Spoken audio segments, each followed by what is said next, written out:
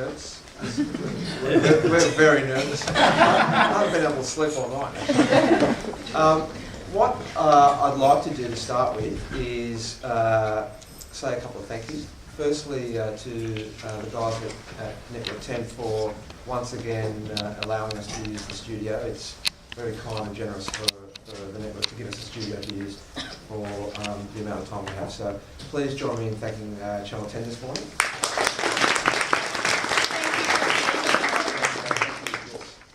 Also, on your seats you would have seen a printed booklet from the Newspaper Works. The Newspaper Works are a really good supporter of ngen, and in that supplement is some interesting stuff in and around retail and how retail is using newspapers. And I'm glad that we're well represented today from newspapers with Fiorella here from News. What today is about is today is as much about us getting to work you guys out as hopefully you guys getting a feel for what we do and how this group of successful leaders in our industry got to where they are. But before we start, we want to sort of set some ground rules.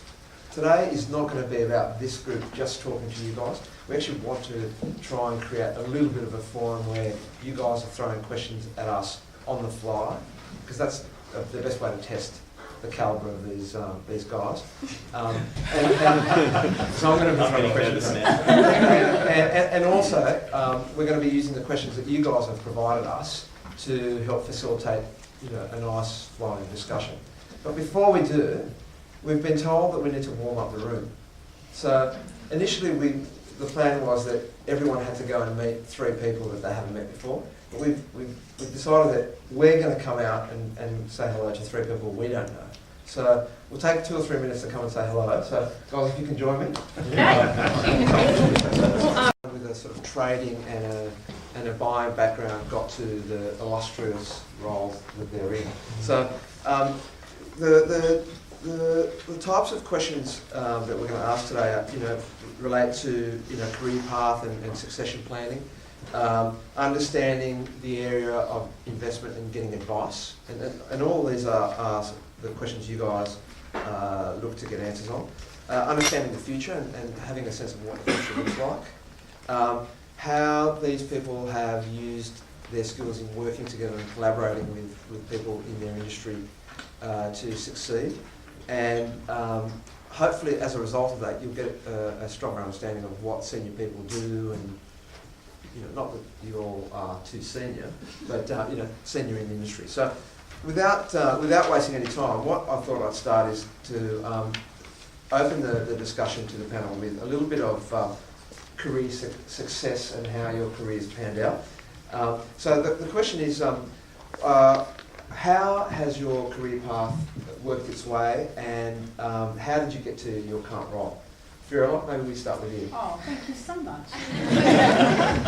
I've worked at News for 16 years, and it's a big organisation with lots of brands. So I started off as a telemarketer on the phones, working on features, which is probably the hardest job you ever have to do, because everyone doesn't want to talk to you and everyone says no. So it was pretty difficult. I was only going to do it for a couple of months. I was doing a degree, I needed some money, it sounded like a nice idea. I was sub-editing at the time for a publishing company, and I really didn't want to get into sales because I thought, sales a bit grubby.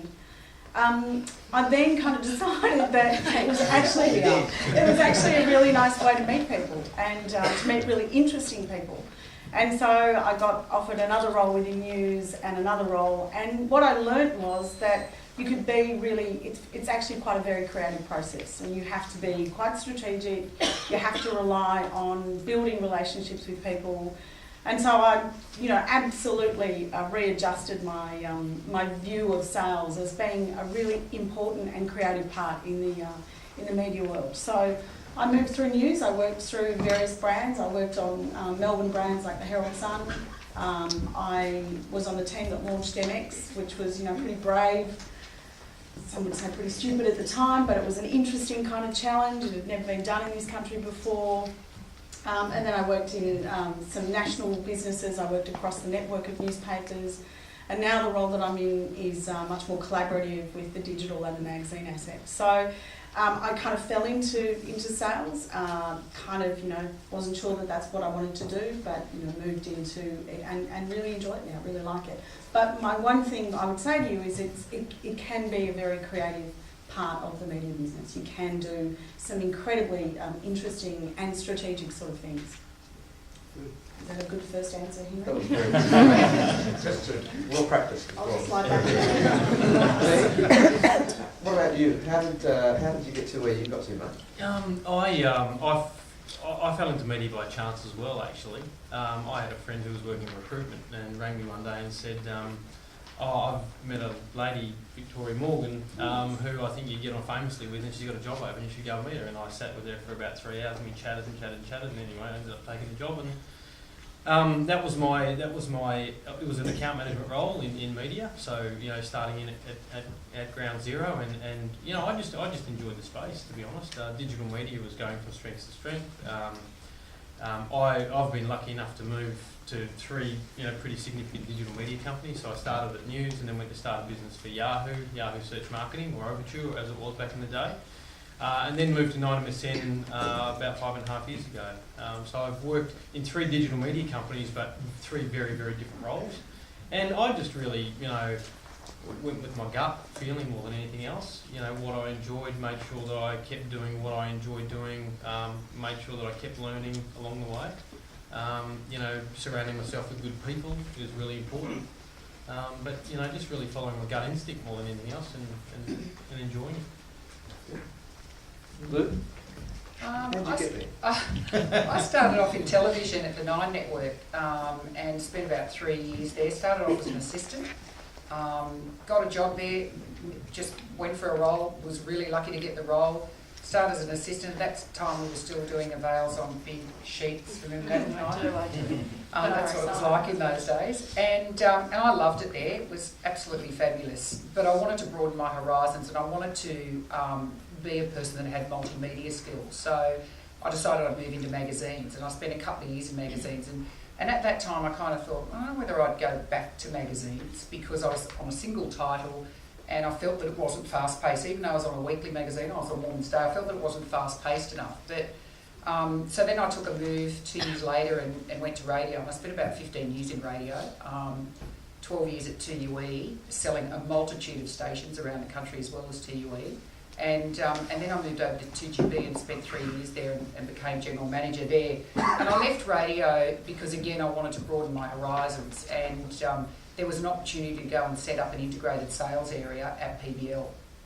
And that really, I always wanted to go back to PBL. It was where I started my career, and I really wanted to go back there. So, and I felt that whole integrated sales area was really very much the future. The only trouble is, when I started there about 7 years ago, no one was really serious about it. And and you guys will know this better than anyone, but the television arm wouldn't talk to the magazine arm of the business, and then you had 90% there, and that was just an add-on, and it was a really, really tough deal. That's exactly what it was like.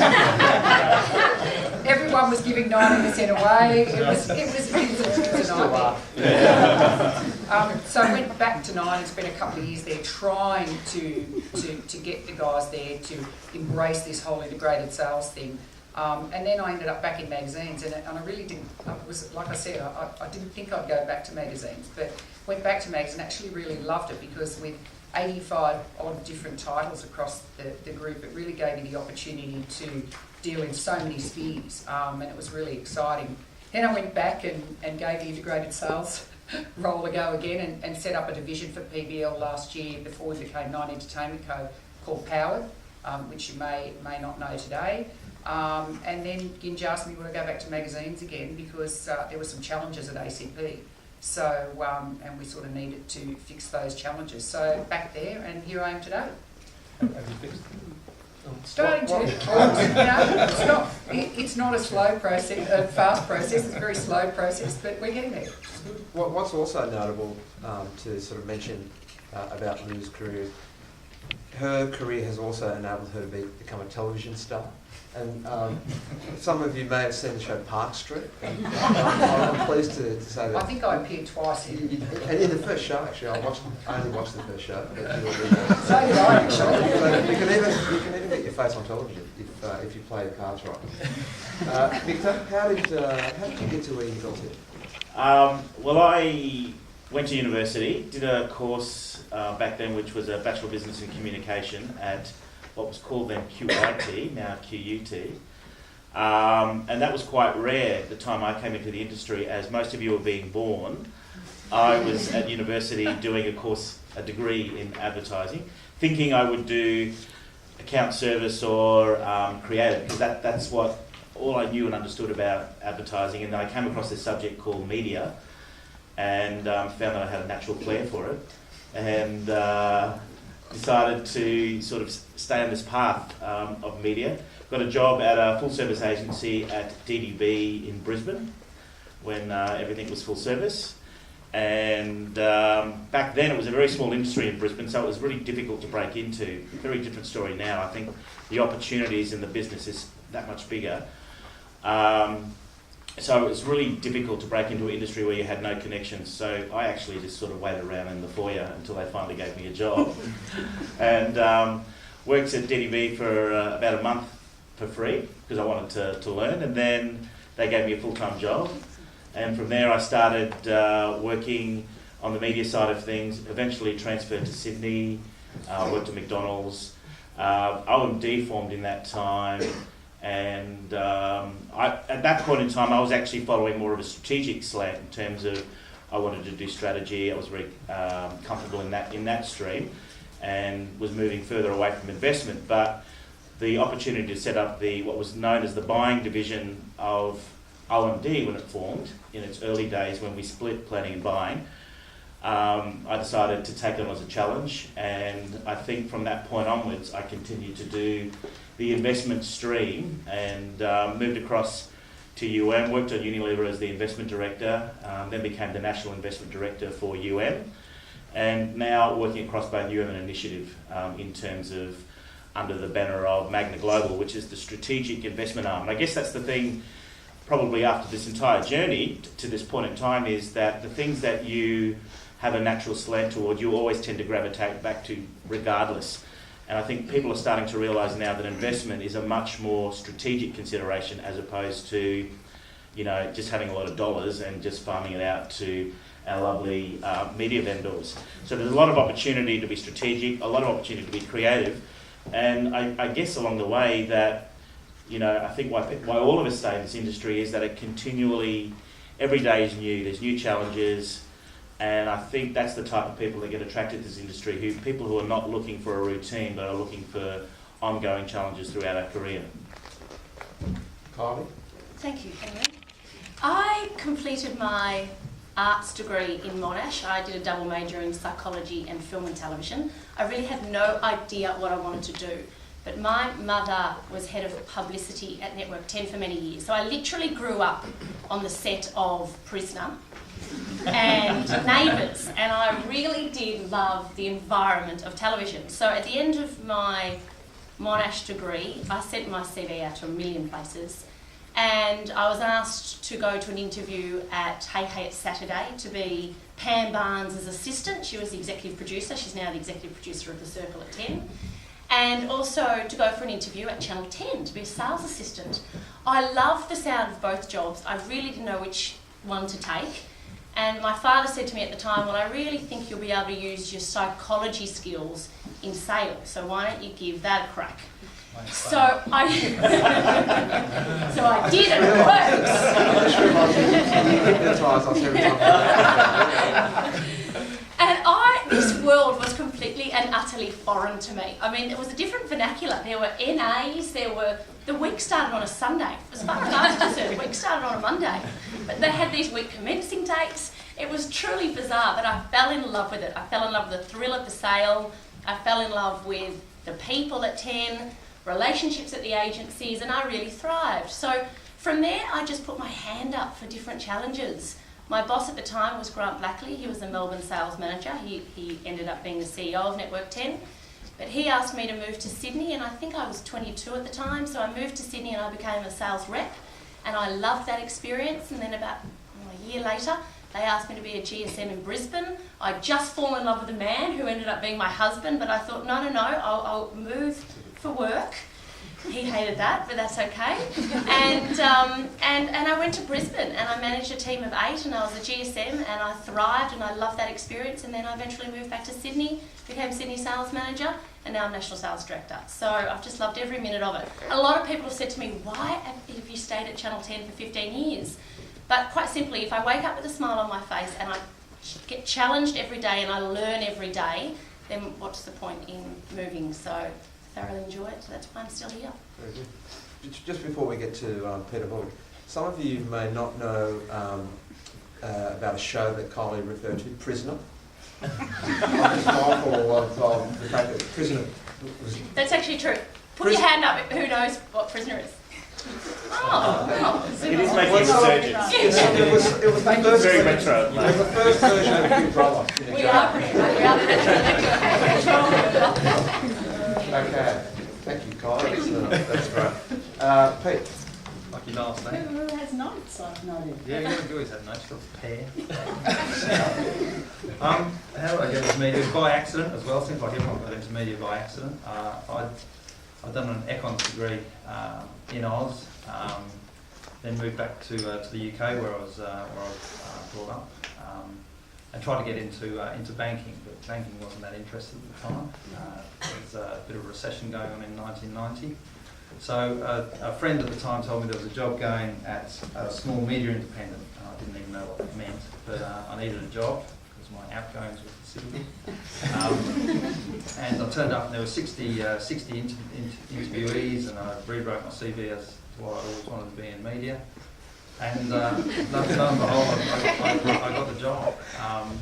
The company was called BBJ, and I was there for the next 5 years, having a ball in early 90s London, and learning the trade of a TV bar, which is quite a sort of attritional, high octane, shouty, slam the phone down type of environment. Then moved back to Oz. I got a tap on the shoulder from the immigration department, said come back to Australia by this date or don't come back at all. So I kind of took the plunge and landed at Y&R. I was there 3 months. My boss and I didn't see eye to eye, and it was my first experience being fired, which was terrific. And I rang the other person that had offered me a job and said, I'm still available. So I went over to Media Decisions, which was a media,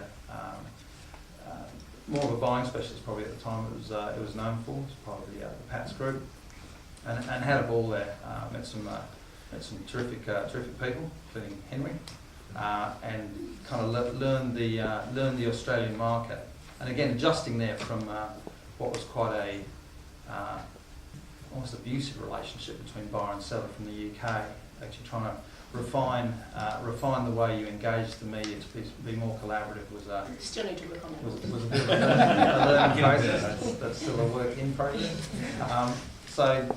And then from there, where did I go from there? Moved Zenith, jumped over to Zenith, and Zenith at the time was the first of the media companies that was starting to talk the language of media first. You know, the media had been very much a sort of a backroom process, I think, through the early 90s, and coming to the late 90s, people were starting to talk channel neutrality and path to the consumer as being more important, or not necessarily more important, but of potentially equal importance to the creative message. So that really was quite a defining time in my career. I was running the Nestle business there, and then a tap on the shoulder from Cara, who were looking for an investment director.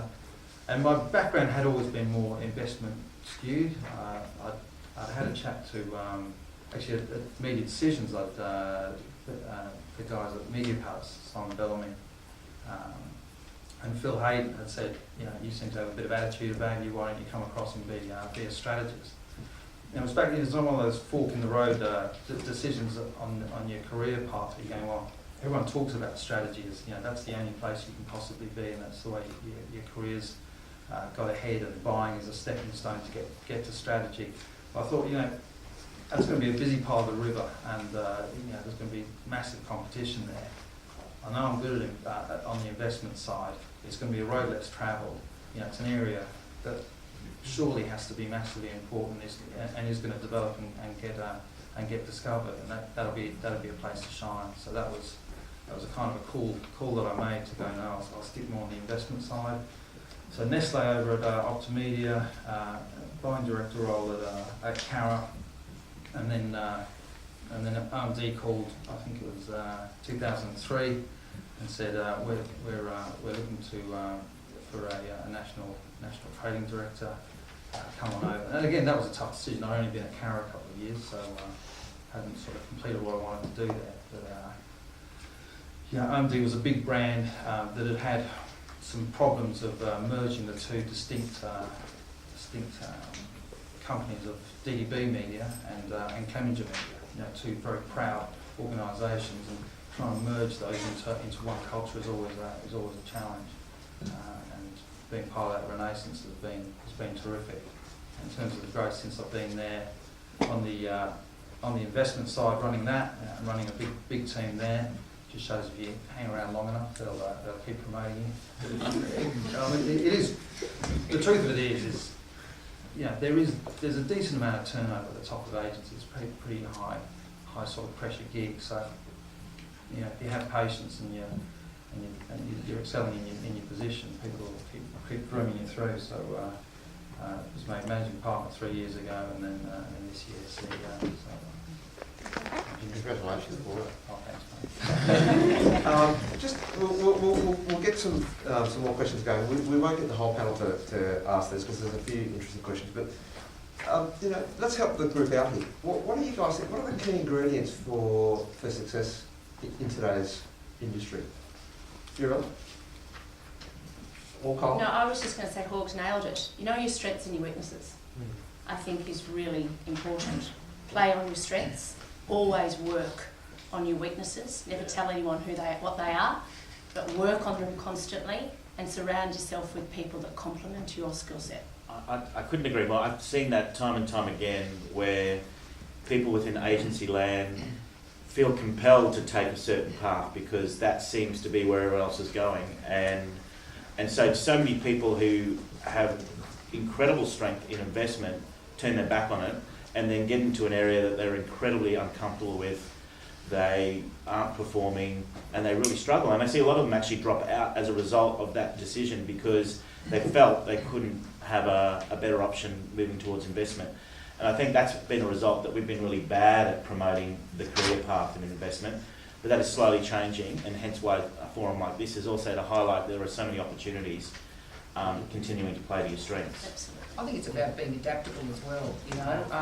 We've got a guy that does a lot of research for us, a guy called David Chalk from Australia Scan, and in this sort of, and he basically came out and said to us, all our editors, he comes to see us about twice a year, and he basically said the other day, it's all about, in this day and age, it's all about being adaptable because the media landscape's changing so greatly and so quickly.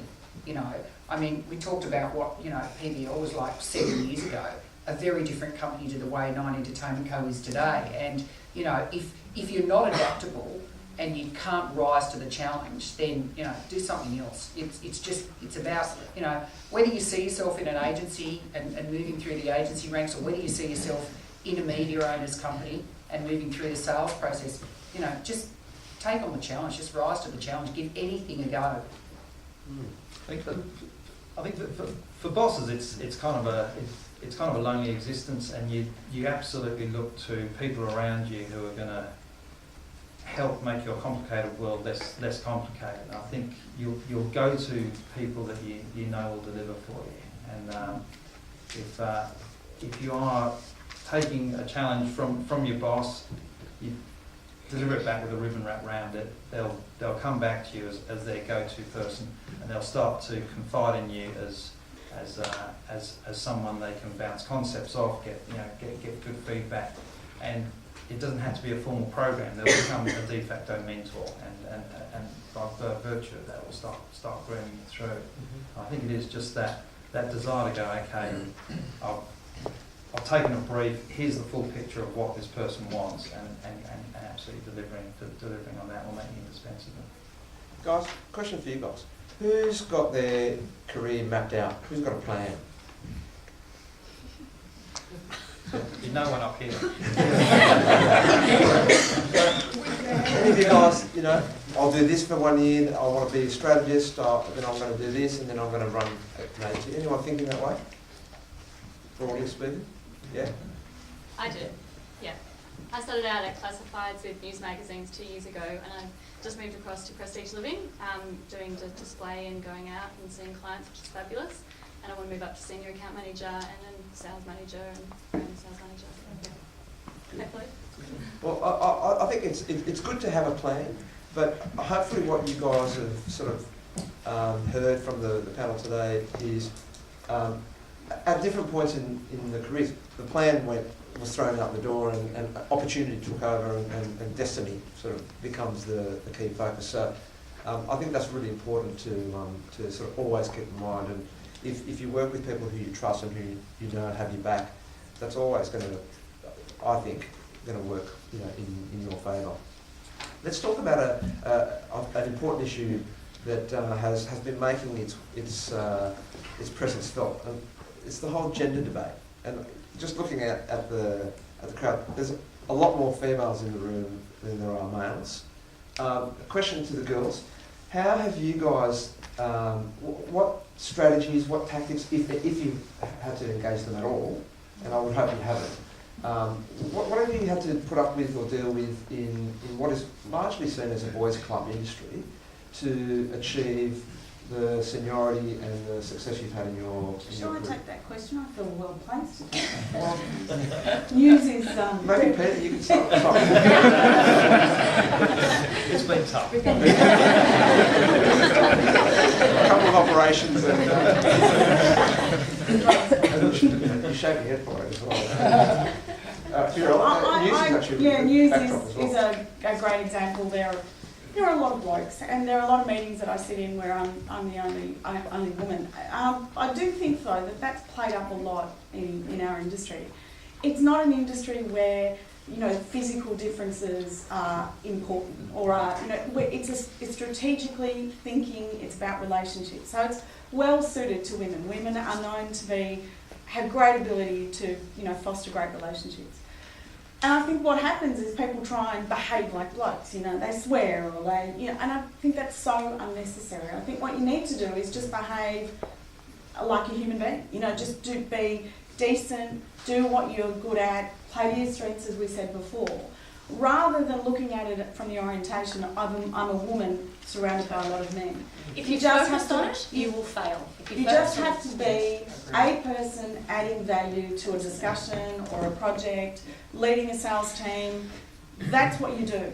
Gender should be irrelevant, and I think we get caught up in it all the time. But let's be honest, you do need to have a thick skin to be a female. I reckon if you're Peter Hawken, you have to have a thick skin as well. Sure. You know, you particularly have to have Henry Taser. Yeah. But as a woman, you just can't. As a female, you just simply can't be too precious. You always demand respect. Don't ever put up with disrespect from any male. But you cannot be too precious. You cannot be too focused on the fact that. But also don't probably ask are for the special consideration. Absolutely You don't not. deserve special treatment. Correct. You know, that part of you is not important. It's irrelevant. I think also, you know, there's a lot of girls, and I see it all the time in my business, but there's a lot of girls that make the decision to go, I don't want to go on any further. I want to have a child. I want to be a mother. I don't actually want to have a career. So, and I see that all the time. There's, you know, a lot of girls that get to the group business manager level, or the New South Wales sales manager level, or a national on a magazine, and they go off and have babies, and not a lot of them are really career minded and career focused. I think, you know, there's a lot of girls that just don't want to do that. And I think we're probably the exception to the rule because we did want to move ahead, and we still, I think, I've got kids. I think Kylie's got kids. I'm not sure whether Fiorella has kids, but we've been able to do it all. We've been able to have a career, have children, still do it. And I think a lot of the girls that I see just go, I don't want to do that. So and that's okay. And that's okay. Yeah, that's fine. But you guys that just is a need massive challenge. I mean, we're talking year time. We're trying to nail some big issue at sort of 6 o'clock in the evening, and you're juggling on one hand as your baby crying in the background, Absolutely. and we have to try and There's been focus some on. really tough times, Yeah. and you have to be organised, you have to prioritise, Yeah. you have to rely on people, because by the way, you can't do it all. And you get through it in the end, don't you? But yes, and you've got to rely on your mates in the industry to say, shit, this is difficult.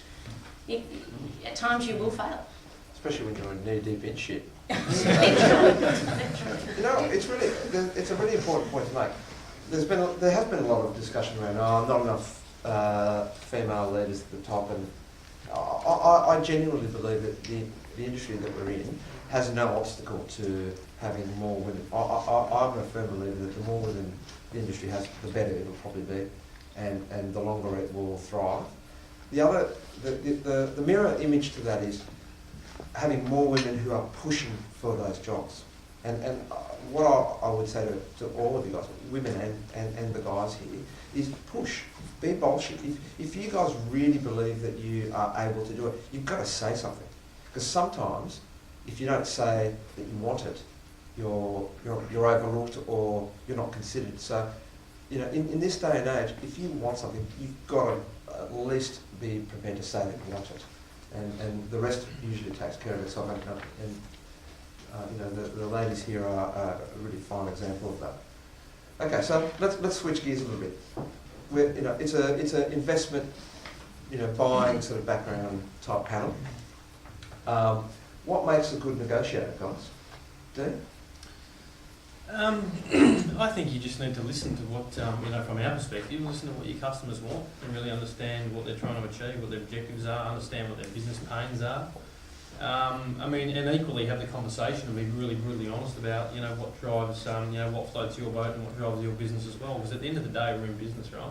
I think, with everything else aside, we still run businesses which at the end of the day have to profit, right? And you're looking at ways to maximise the profit in your business. There's no hiding from that issue. But I think you have to do that in a balanced way. I think you have to do that in a way where there's a lot of give and take. And we've all been around the table, at some point where, we've had to give a bit, and other times where we've had to ask for favours, and other times, where, the favour's been asked your way. But I think it's about just building great relationships, understanding, what's going to drive the best outcome on both sides. I mean, that's part of any negotiation, right? Not just investment. I mean, you think about it and think about your own personal life, and you think about your own investment strategy as an individual or a family and all those sorts of things. You're just always looking at ways that get you a good outcome that make you happy. Don't leverage you too much and put you under too much stress, and likewise don't put you at too much risk on the flip side. Don't be greedy and always have to have a win. It's about being. A good negotiator is someone that's prepared to give a little.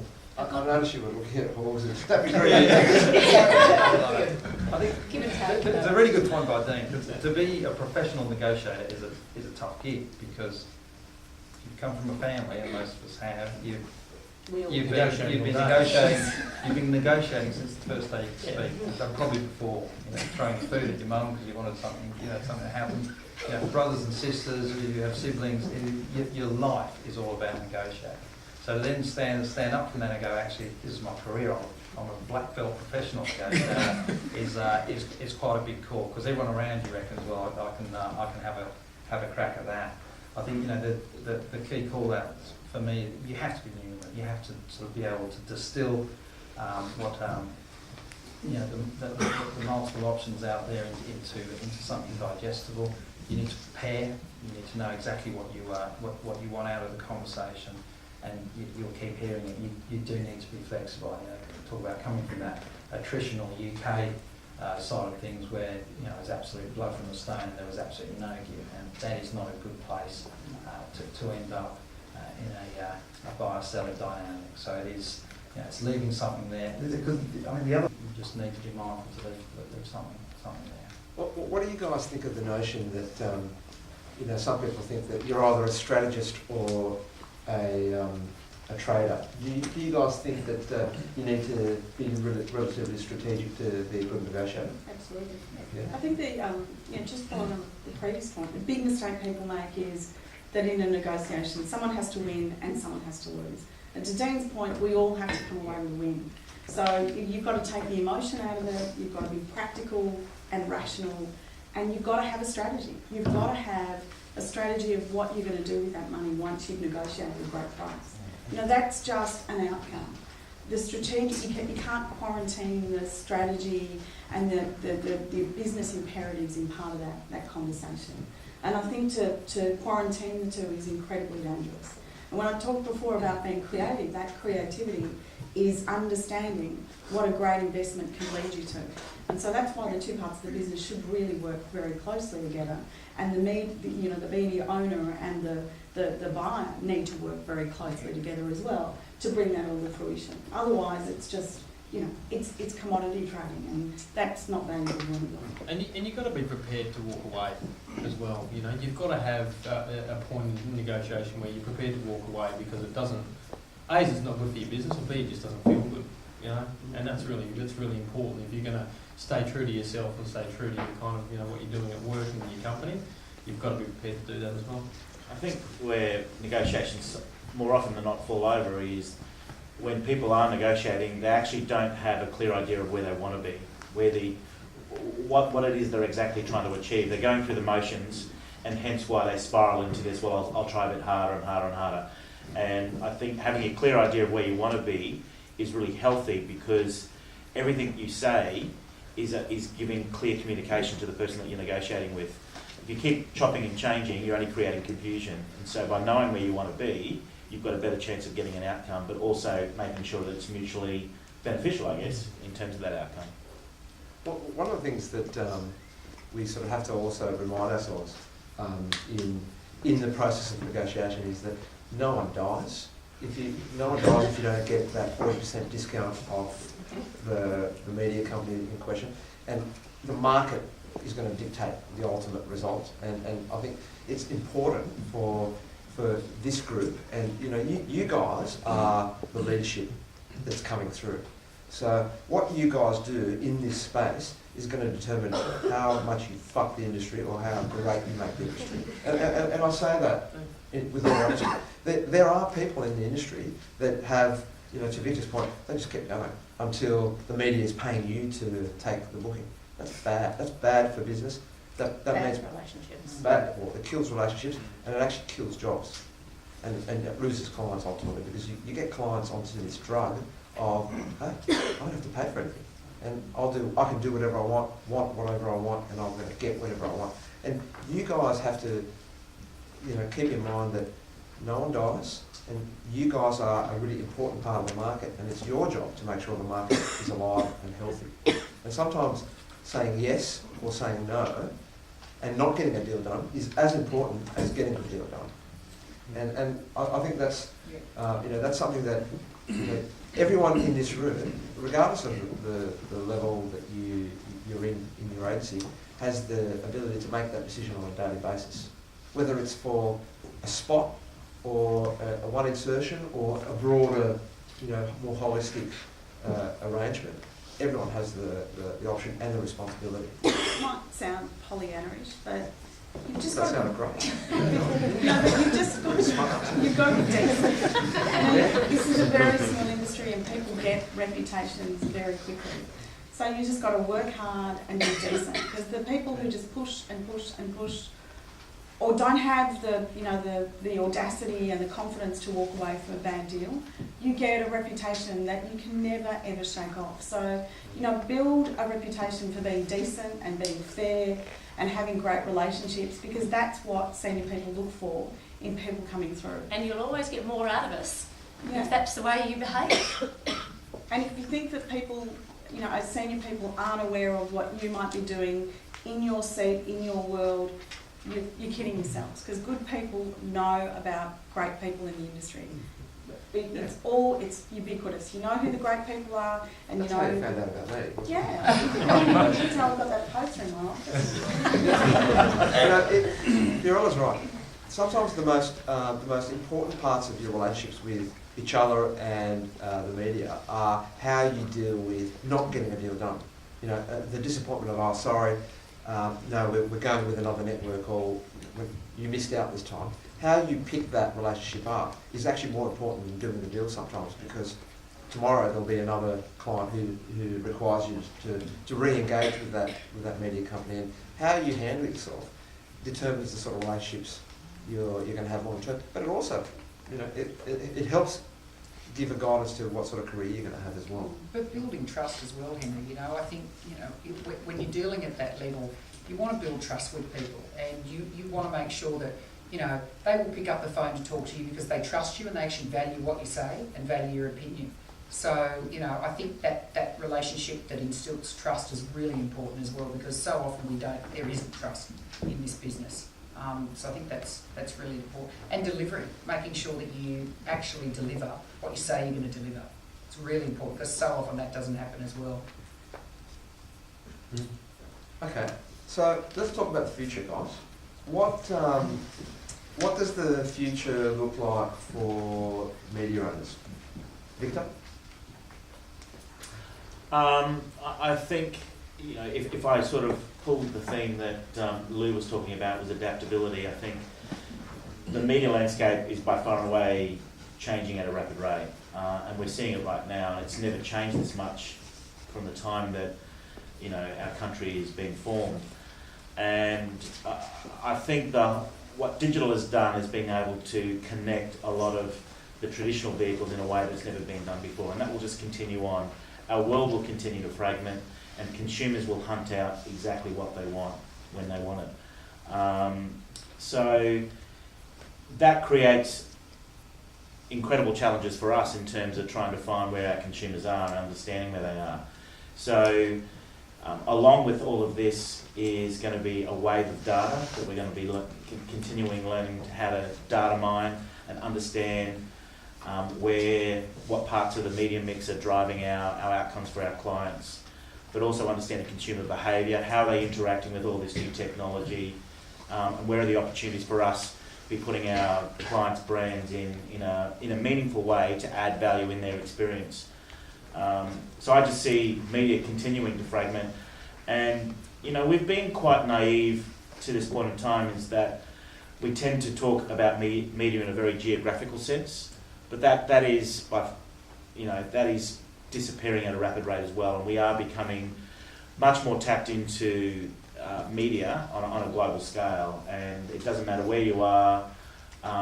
If you're passionate about some sort of content, you will go and seek it out, whether that's based in the UK, New York, Paris, or you know, in Melbourne or Adelaide or something like that. You will go and find it, and that's where we've got to start getting our headspace in, is understanding what are our consumers currently digesting, and where are they moving to, so that we constantly review our media mix. And I think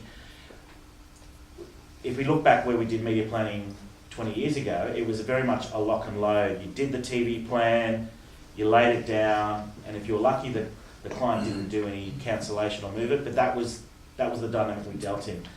Consumers are moving every single day, and they're moving faster than what we've ever seen them do, and they will continue to do that. So it's about trying to make sense of a very fast-changing world. Mark Holland from PhD called it out quite nicely at Cannes this year when he said the media landscape, the path to consumer is incredibly complicated, and it will never be this simple again. The world of fragmentation, digitisation, the path to consumer is just going to become exponentially more complex. And for us as specialists who help brands navigate their way to consumers, it makes our contribution increasingly valuable to clients. So back to Vic's point, you know, when the answer to any given brief was a full page in the telly or a Sunday night roadblock, happy days. We loved the Sunday night roadblock, didn't we? Does anyone know what a roadblock is? it was a spot on 7, 9 and 10 at Sunday movies. But, that was thumbs up strategy mid 1990s. It was a reach for home strategy. So again, in that environment, clients absolutely did not value what we had to contribute, and fees were getting screwed to death, and we weren't even at the table when clients were talking about issues facing their brand. So with this increasing complexity comes great challenges, but also comes terrific opportunities. Back to Henry's earlier point, our opportunity is also to stuff it for ourselves. The rise of procurement within clients' organisations, and one of the core tenets of procurement is sustainability of supply, but that seems to be the first tenet that gets flushed down the toilet. That these people within organisations need to show a scalp. There is no win-win. It is about getting services for free and drilling prices down below prices that are actually sustainable, that we have a business. And we as organisations need to be a lot more grown up in not climbing over one another to win business and make promises on behalf of the media which are frankly undeliverable. Because the more procurement succeeds in that environment, and the more we play up to that, the more and more clients will go, well, there's money in that option, and I can just strip value out of this industry. I think that's a really important point, because we're here to service clients, right? We're here to service customers. We're here to connect advertisers with consumers. And when you think about at an Uber level all the change that's going on in the industry, in TV you've got multi-channeling, in mags you've got the digitisation of mags into iPads, and in the world of digital media you've got this kind of separation of high volume trading with exchanges on one side and the creative aspect on the other. There's some big changes that we're going through as an industry, but the one underlying thing here that's kind of really critical that will continue to drive the industry, that will remain the same and probably never change, is, to Pete's point, service. And creating value and providing valuable service to customers, or to all of our customers, and we're all in the same game together, right? Is something that should never change and can't ever change. And to Pete's point, if that service can't become commoditised, that's where we all play a part in making sure that the advertising game stays alive by connecting the right people to the right advertisers, the right consumers at the right time, and understanding what works well and drive more of it. I think from NEC's point of view, can I just add to that? From our point of view, where do we see ourselves? It's all about content. And we're just a delivery platform for that content, but we create that content. And whether it's a magazine brand like a House and Garden that's delivered in an iPad app or mobile or digital, or whether it's delivered in a TV program like Women's Weekly Christmas, whatever. It's about providing and making really good content. And if we provide great content, then we'll always have a good business. And whatever form it manifests itself in, it's good content. The key is owning the rights to that content. Yep. Gone are the days where we could fill our schedule with Mad About You and Melrose Place and 90210, because our consumer wants to engage with our content anywhere, any day, any time, any place, on any device. And if we don't own the rights to that content, we won't have a business in 5 years' time. So it's about creating your own local content. It's about owning the digital rights to that content. So that's the focus for us moving forward. Okay, so that's we sort of went in a different direction to where I thought we were going to go. Pete, you were lining up my next question perfectly, but you're running. Sorry, you're running. No, it's good. So I'm sure. Put your hands up if you're a digital person. Put your hands up if you're not. Okay. Well, you should all be digital people, right? What advice can the panel offer to people who are sitting there, who are the people who maybe put their hands up, who are in the digital space now, who are thinking, hey, I'm a digital person, and these guys are talking about, we've talked about digital, but if you're a digital person, can you go on to bigger and greater things, or in a world where the consumer doesn't care whether you're reading a newspaper physically on your mobile, or through an iPad, or watching Paul Murray on Sky News talk about what's in the Oz, What advice can you give people in terms of where they're currently at now and how they can use where they're at in a digital or non-digital space to move their career forward? Doesn't matter. I was at an APAC conference just last year. Just met up with CEOs from around our region, and my boss, my regional boss, APAC CEO, made the call. Any one of you guys who within the next 18 months, not a month or so, is not a digital expert, won't have a job. That the world is becoming digital unless you are absolutely proficient to expert in that environment. How you done with I did Got calls. Facebook on?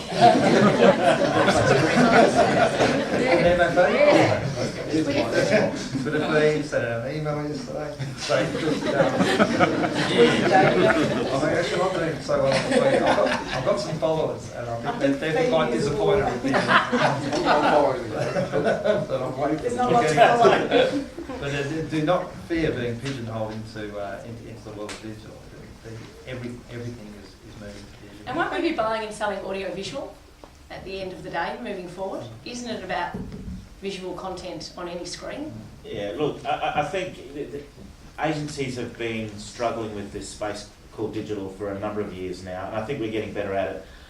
But we tended to treat it as a specialty as opposed to a mainstream. It's becoming more mainstream now, and I think the truths that come through no matter what is it's whilst technology can enable that connection, that's not usually the consumer insight that drives the overall media plan that you're actually bringing to life. You're ultimately talking about human beings and you're looking for ways to make those connections.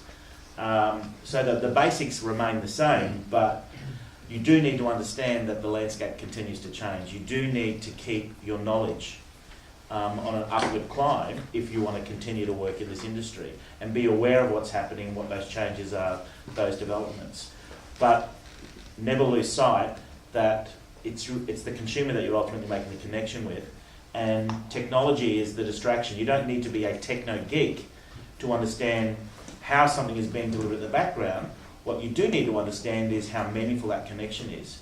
And I think if you stay focused on that and appreciate that digital brings that to life, then there should be no issues. You shouldn't be scared of digital. And those who are in digital should be also encouraging to broaden their knowledge across all other channels. It's not a one-way street. You've got to be across everything. I think your lines are getting blurred, and I think to your point, it's a great time for brands and marketing of brands. And I think for the digital people, it sometimes gets caught up in the technology and the platform. Whereas the platform, like we said, is just the delivery. It's the content. You know, the platform is irrelevant sometimes. And in sales organisations, you'll find that, you know, we talk about channel agnostic or platform agnostic, and it's the opportunity for brands, you know, that we all represent to have a great opportunity, and you as salespeople or salespeople need to be able to talk about brands and the delivery of those. So digital specialists need to start to, you know, understand the broader media world, and people in other parts of the business need to understand the digital capabilities and what they can do for brands. I agree, because very often they're selling digital salespeople are selling content that's actually not created by them. It's created, you know, in 9MSN's case, I mean, it's an aggregation of content that we deliver to them from Channel 9 and that we deliver to them from ACP magazines and Ticketek and whatever else. And, you know, I think probably the young digital people are a little bit lacking in their knowledge of how that content speaks to people. So, you know, for example, how the Gourmet Traveller, for example, how Gourmet Traveller speaks to people and really focus on, you know, what does that mean to the consumers of that product? They're selling a network, you know, and they're not understanding the brands properly. So they need to have that experience in the content area of the business, in other parts of the business, so that they can move through and really be an expert in what they're selling. I think it's really important to have digital experience. I really do. But I think it's important to broaden your horizons as well and have experience in other media. Do you guys agree with that? Yeah. I guess the headline is you've always got to consider the bigger picture. And, you know, one discipline or one channel isn't always, it's actually mostly never the only way that you're going to engage with you know, a target or a consumer or a human being. Okay. How do you guys, this is a double barrel question. How do you deal with difficult clients and what do you do to manage stress?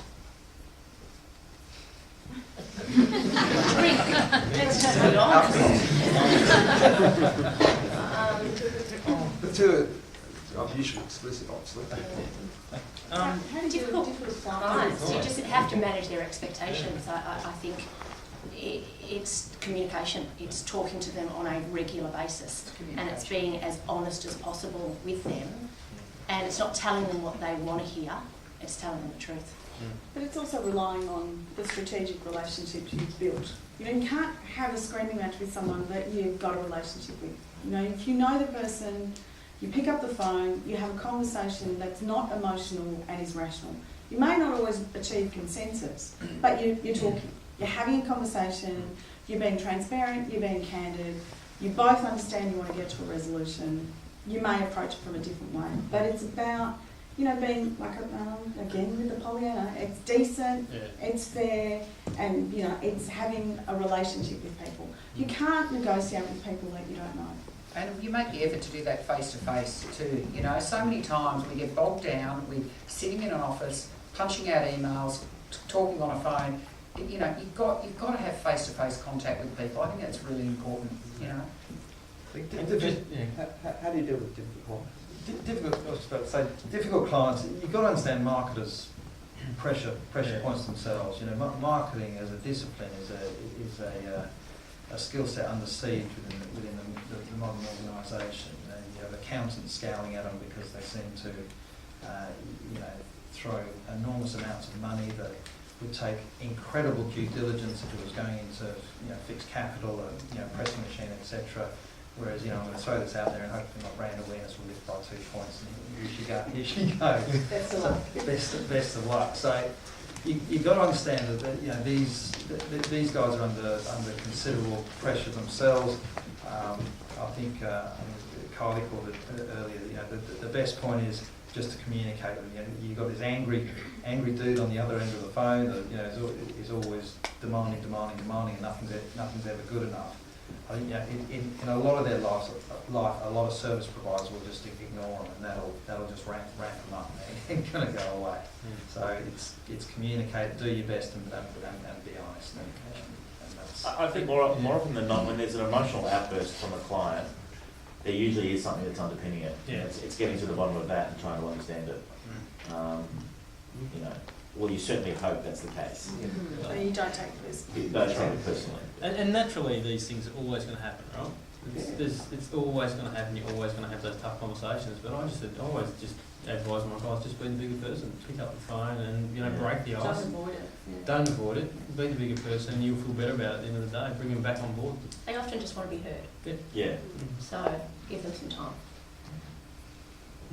And we drink and we meditate and we hang out with our kids and we hang out with our friends and have a balanced life is really important. And you have to be able to laugh at it as well. Because it actually, when you step away from it, it's usually quite funny. You know, someone getting really angry about, you know, something that's trivial as, you know.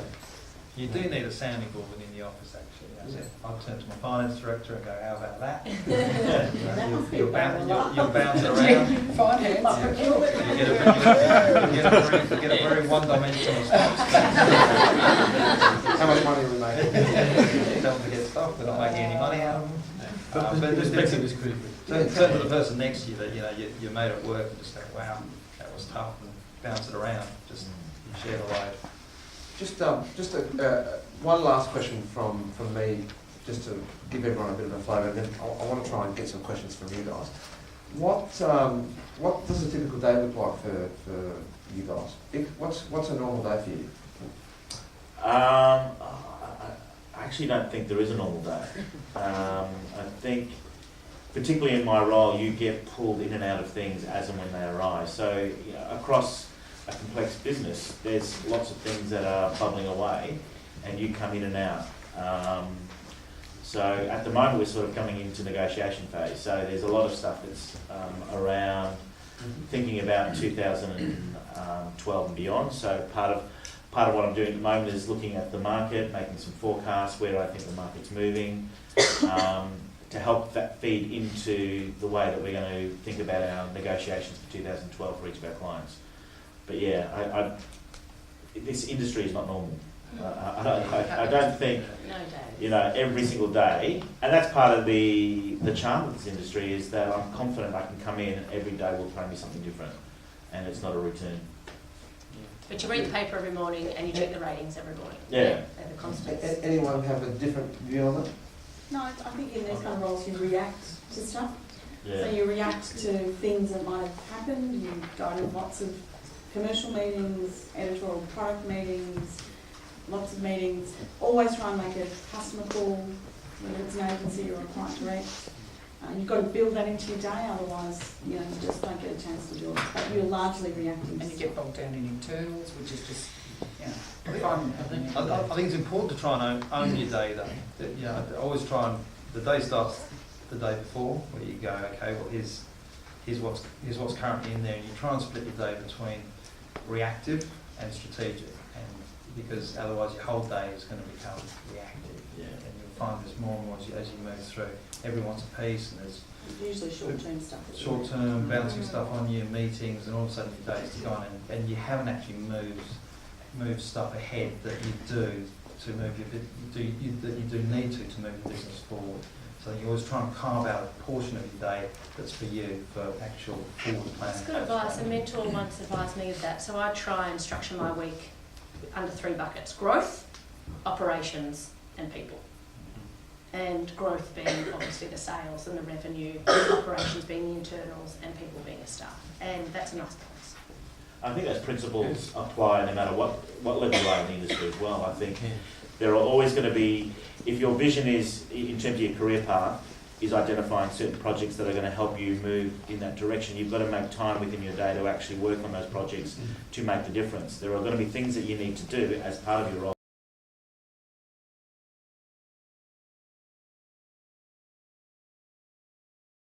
Because that's a really important point, because otherwise you'll never move forward. If you don't focus on moving, if you don't focus on the future, you'll never get to the future, right? So, everyone says every day that we're busy doing, something that's reactive, but if you don't actually divide your day into managing today and then managing the future and managing your people and your identity as a business and all those things, and get that balance and force yourself to have that balance, you'll just get in a rut and you'll go mad. Do you guys diarise fun? What do you guys have in fun? Or is it just Every day. what do you got? Where does the fun come into your There's a role? lot of fun in the industry. I mean, a couple of us went to the AFL. I'm going to, there's lots of events. I'm going to the rugby on the weekend. There's lots of opportunities to, corporate hospitality, to meet people. And whilst people tell you, yeah, that's hard work, it's not. It's good fun. So there is lots of fun, and you build lots of relationships. Lots of agencies are doing some really interesting stuff to get people to know media owners. So there is lots of fun. We'd be lying if we said this is a tough gig, or we wouldn't all be seen. People are starting to leave when we talk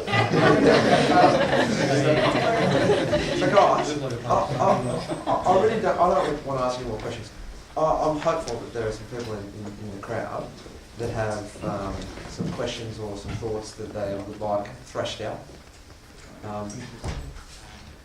And introduce yourself first, please. I'm Matt. I'm working at Mindshare. In terms of a career in investment, how important do you think experience in more developed media markets like the US and the UK are? Good question. I'll have a crack at that. It's kind of where I started off. You draw experience from so many aspects of your life. I don't think it's imperative by any stretch of the imagination to have worked in the US, UK advanced markets. It gives you some context, but you have to unlearn a lot of bad habits as well. So I think the Australian marketplace is reasonably unique in the way media is traded, particularly on the TV side. Having a fixed rate card where the buyer can actually a la carte assemble a schedule is reasonably rare. So homegrown talent, with a passion for a nose for a deal and executional creativity are the two ingredients that are going to make an great investment person regardless of what history they have in other markets. Can I just make another point? Australia is one of the most advanced markets in the world, I think. I think a lot of people look to the US and think, oh, the US is actually a really backward, traditional, stuck in the muck market. And, I speak to people in our network in the US, and I get to spend some time with some of those people, and I look at what they do on a day-to-day basis versus what you guys do, what we do, and they're stuck in a very hierarchical, regimented, and siloed marketplace that doesn't allow for thinking on your feet and really being dynamic. So what you may be seeing is there are a lot of people coming from the UK and from the US to work in Australia, and there's a reason for that. It's not just the weather, it's also because Australia is a sophisticated market, but it's actually small enough to be really innovative. And the backdrop of all the change that we've sort of talked about today keeps you on your toes and actually makes you a really, really good media professional. And I would have no doubt in saying, no matter what network you're with, the appetite for Aussies abroad within the media networks is usually pretty strong. So Australia's a good place to carve out experience. I think you've got more ability though, being on the agency side, to work overseas. Yeah. Obviously, than if you're with a media owner. Maybe not at news, but there's not a lot of opportunity if you work at Nine Entertainment Co. to go and get experience overseas anywhere. Sure, you can do a trip to Hearst Corporation or the BBC or someone like that, but not to go and work there. And I think that's the thing that media agencies have got the ability to do, to be able to send people overseas and gain experience overseas, and I think it's really valuable. Good question. Anyone else got some questions? It's pretty young industry. What's your name? Todd. Todd. Pretty it's pretty young industry. Where are all the 60-year-olds and 50-year-olds? Where do you guys go next?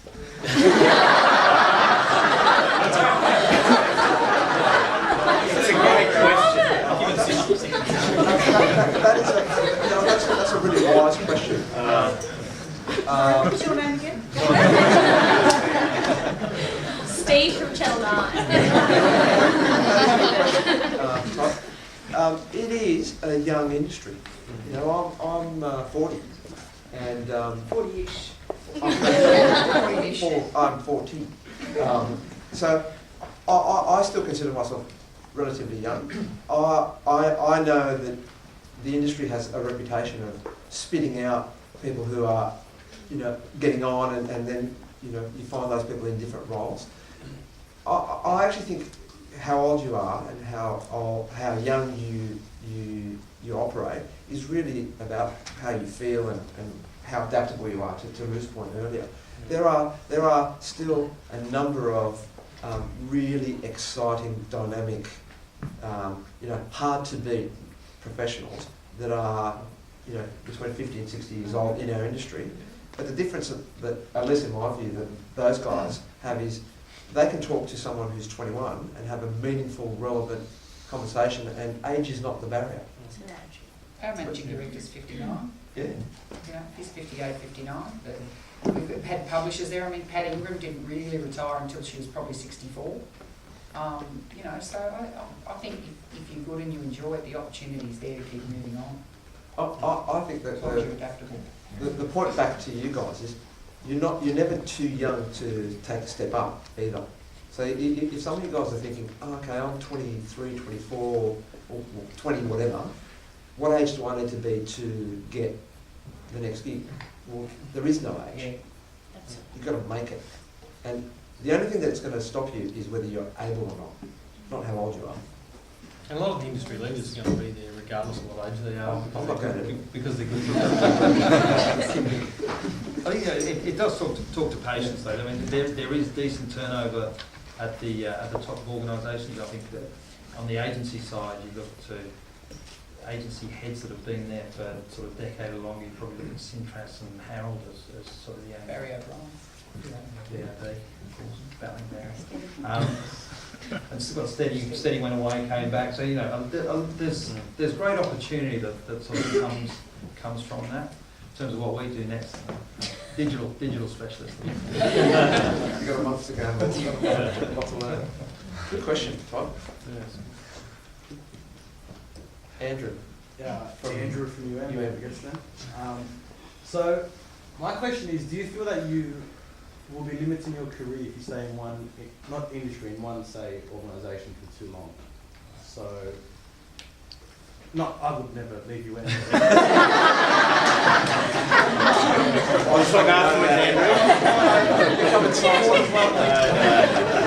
There's lots of jobs going. That's a good question. Depends what the organisation has to offer. I mean, I could see me spending the rest of my career at Nine Entertainment Co because there's so many opportunities there. Whether I go back to TV or whether I'm moving to digital or what I do. So I think it depends. I think it depends where you are. I agree. And what you want out of your career. Yeah. And that's the reason why I left radio, because it was a small organisation that didn't have a lot of flexibility and there wasn't a lot of opportunity. But to come back to a company like Nine Enco, But most organisations are now so incredibly diverse. I mean, at News, 10 years ago we didn't have the stable of magazines we do now. We didn't have, an iPad division or a very mature digital division. So now the opportunities are pretty diverse and pretty vast for us. And similarly, we do have a lot of international connections. So we do have the ability to go overseas and work on different brands and for different businesses. So I think it depends on the kind of individual businesses you work for. Can I just jump in? When you're running these businesses too, you're always looking for the right balance of specialists versus generalists in the business, because I know that at 9% going back 3 or 4 years, we had this massive sort of appetite just to bring people into the business, and we brought a lot of great people into the business, but we had a lot of generalists. We had too many generalists and not enough specialists, and I think that's really, really important. And so, the choice in your career is to, do I want to be a specialist in this area and be the best that I can be in this, or do I want to sort of move to more general management and a broader capacity? I think the way we put it to our people at OMP is, if you're onto a good thing in a good culture, nurture it, be part of that, and agitate from within for what you want out of that organisation. I think there's generationally there's a perception that people jump for 10 grand. I think I've moved five or so times in my career, and it's always been for a job, an opportunity, and not for pay. And it was an opportunity that my current employer just structurally wasn't able to replicate. So if you're being groomed and developed and it's moving in the right direction, protect and be part of that environment you're in. If there's a genuine growth opportunity that comes from external, and that's the only way you're going to be able to grow your career, then you've got to do it. I've got to say as well, of those 4 or 5 jumps, two within a week, you kind of go, that was a shit decision, but you're just going to have to make the best of it. What's on the tin, what's in the can is often not what's on the tin. So be willing. But at other times it's been just knowing that this is going to be great. So do your homework before you jump as well.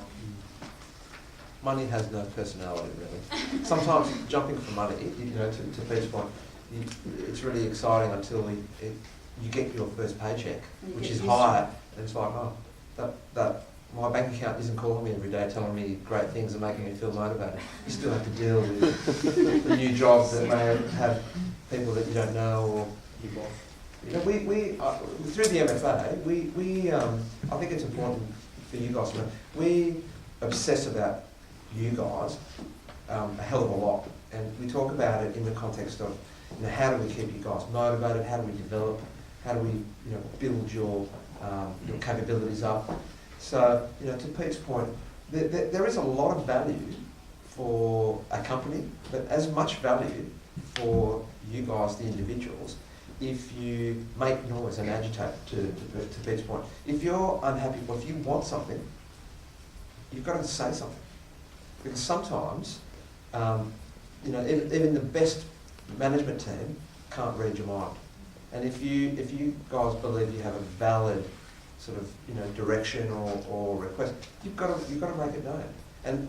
how that gets treated should be the reason why you stay or leave, as opposed to, you know, not trying to explore, you know, what you have within the state of your own business. That's really, it's important for your career, because the last thing anyone wants is to be sort of labelled the, you do a job for 9 months and then you move, and you know, within the first 5 years you've had 12 jobs.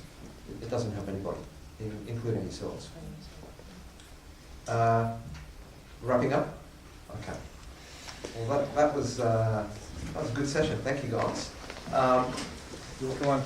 Guys, just a round of applause for our